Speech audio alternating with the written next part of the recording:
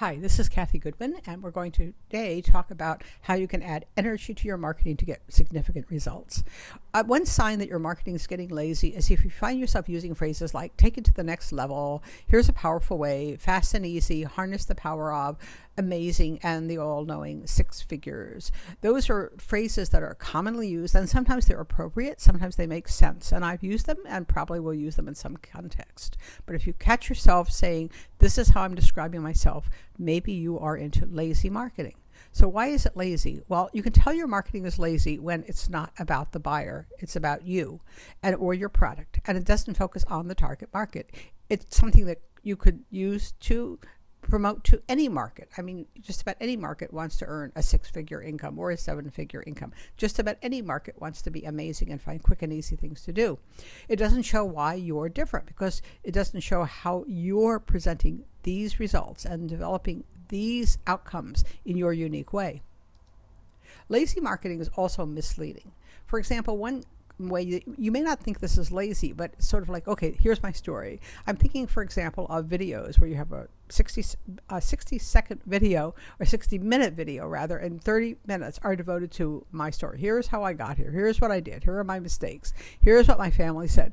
That's all about you. And it's also often exaggerated. For example, I was listening to someone talk about how she got started and she said, 5 years ago, I was struggling. I was miserable. Well, I remember her. I went back and looked at the emails we exchanged 5 years ago, and she was not struggling and starving. She was doing great. She was selling multiple copies of her special report, her signature product, which was something like $397 or $497 every single week, plus coaching, plus selling more information products. She was extremely proud of what she was doing. She had just sold a business. She had money from that. She was not in bad shape. I don't think she was deliberately lying. I think she honestly forgot. Maybe compared to where she is now, she was struggling, but she was, not struggling.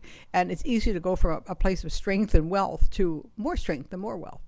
Sometimes these stories are outdated. Someone will say, well, here's what I did when I started. I wrote tons of articles. That's what I could say. I did write tons of articles. I got my first client by writing an article. Could I do that today? Probably not. So if I told you my story and I were honest about it, it wouldn't be very helpful to you because a lot of the things I did made sense and were very effective back when I was doing them in the market that I was at the time. But they may not be effective for you now, and you've changed, your market's changed, there are more opportunities, and people have different expectations.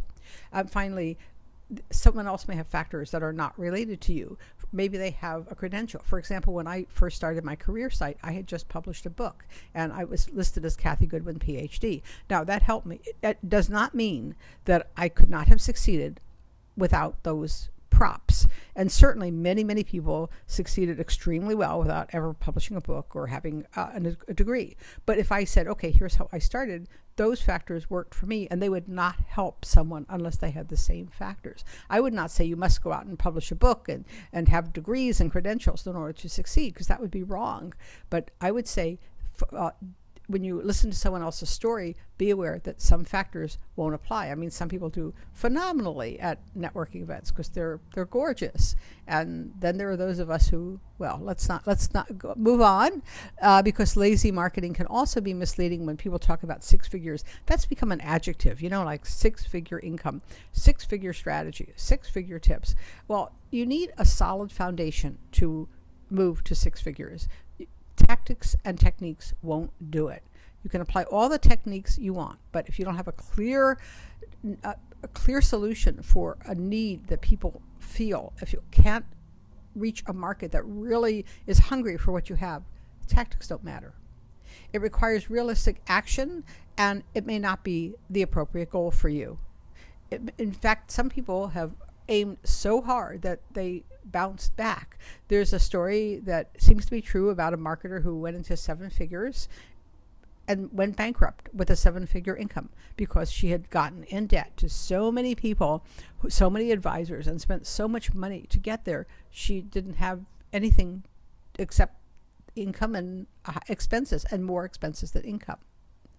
Now, what I call high energy marketing means that you focus on the problems you solve, and I call it high energy because this does take more energy because you really have to think about it.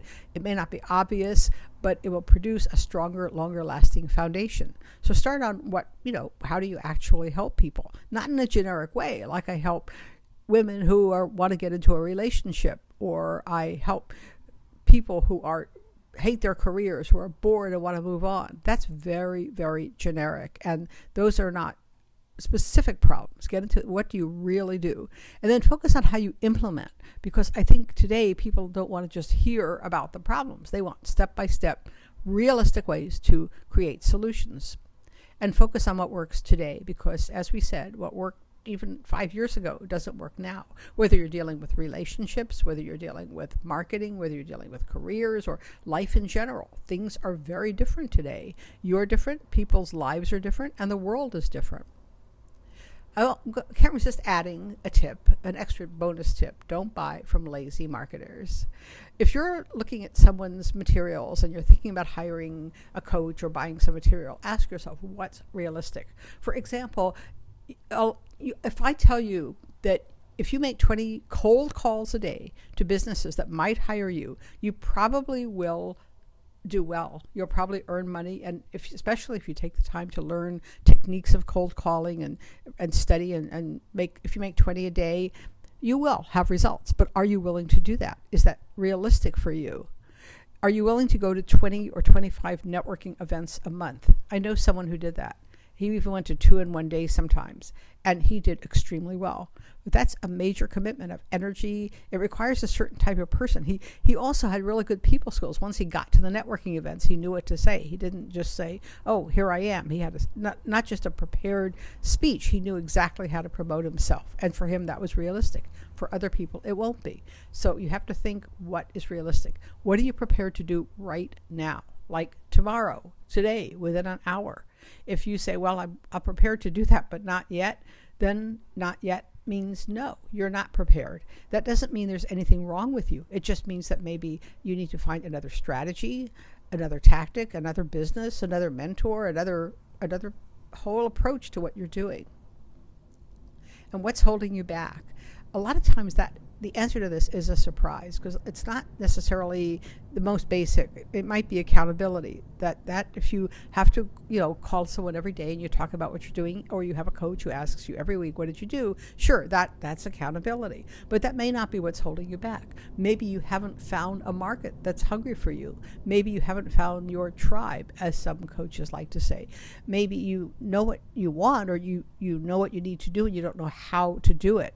I get that a lot from clients who say, well, I know I need a sales letter. I know I need a landing page, but I don't know how to write it. That's holding you back. And that's a very clear roadblock. It won't be helped by talking to a coach. It'll be helped by talking to someone who will help you create those marketing materials. Maybe your marketing materials need to be higher quality. I ran into this a couple times when it was like, I think, okay, what is going on? Why are people not responding? And a lot of times it's not that my message was wrong. It was that I needed to upgrade my marketing materials, hire more designers, refine my copy, spend more time going over the words and the concepts.